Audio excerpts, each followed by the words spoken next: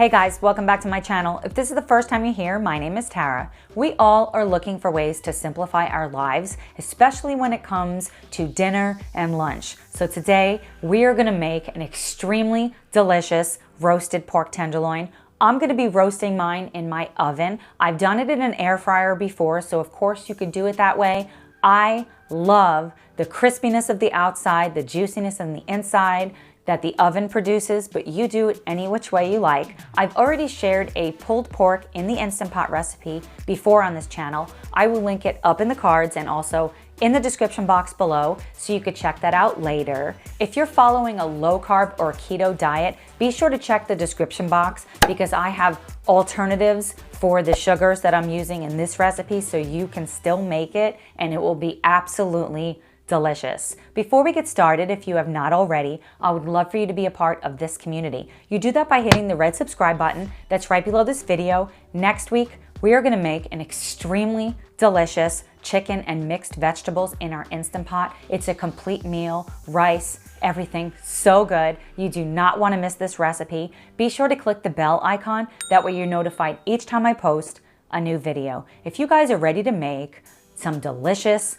roasted pork tenderloin, then keep on watching. The first thing we need to do is get our marinade going. So in a medium-sized bowl, I'm adding some tamari, which is a gluten-free soy sauce. Then I'm adding some hoisin sauce. Next, we're gonna add some honey. I will leave some suggestions in the description box below for alternatives if you are on a low carb or keto diet. Then we're adding some rice wine. If you don't have rice wine, you can also use a dry sherry and some olive oil. And then we're gonna take one garlic clove. Mine is fairly large, so I'm only using one. You may need to use two, and mince it straight inside the bowl. Then we're gonna grab a piece of ginger, and I'm just grating it straight in. We're gonna add a little bit of salt and some pepper. And then we're gonna stir all of this together. This is a really quick marinade. Then we're gonna grab a Ziploc bag. If you don't wanna use plastic, you could just put it straight inside of a glass container or use a stasher bag, but this is what I'm doing today. And I'm just pouring the marinade straight over the pork. It is really easy to double, triple, quadruple this recipe. So I'm only using one pork tenderloin. If you want to do 2, 3, 4, just simply double, triple, quadruple the marinade and it will be absolutely delicious. I have trimmed the fat off of the pork. You definitely don't need it on there for this roasting technique. Squeezing the air out of the bag, close the bag up, and I'm placing it inside of a glass container just to keep it from touching anything else in the refrigerator. Then we're gonna stick it in the refrigerator for at least 2 hours, preferably up to 24. This is the next day.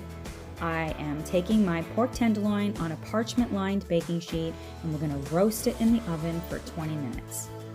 Then we're gonna take it out, we're gonna flip it over, we're gonna stick it back inside the oven for 8 more minutes. Then when we take it out of the oven, we're gonna raise the temperature to 450 degrees and get started on our glaze. So I'm combining honey with coconut sugar. I will leave alternatives in the description box below. When it gets to be about this consistency here, it's perfect. And then we're gonna apply just a little bit of it to the pork. So I'm just spreading it on with my spoon. Then we're gonna roast it back in the oven for 5 minutes. I flip the pork over and we're gonna apply another light coating of the glaze, put it back in the oven for 5 more minutes. Then we're gonna remove it from the oven. You can see how much the sugars have burned on the parchment paper, so I'm just kind of folding it over. I flip the pork over, we're gonna check the temperature.